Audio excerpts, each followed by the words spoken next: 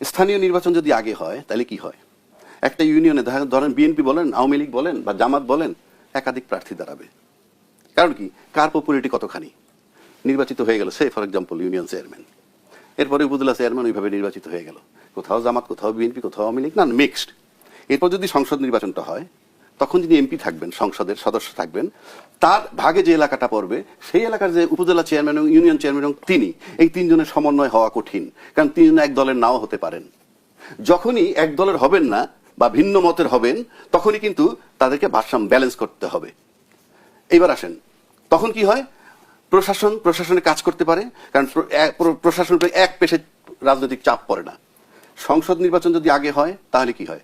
সংসদ নির্বাচন আগে হইলে তারপরে যে দলের সংসদ সদস্য, উপজেলা চেয়ারম্যান, ইউনিয়ন চেয়ারম্যান দুইজন দাঁড়াবে না একটা দল থেকে, তারা যাকে নির্বাচিত করবে আগে সেই দাঁড়াবে।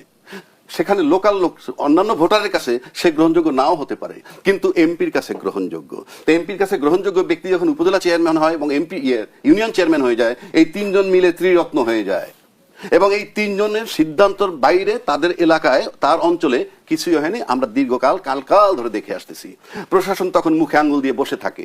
অর্থাৎ এই 300 এমপি তখন হয়ে যায়, বাংলাদেশটাকে 300 টুকরা করলে 300 এমপি 300 মব জগতের মালিক হয়ে যান।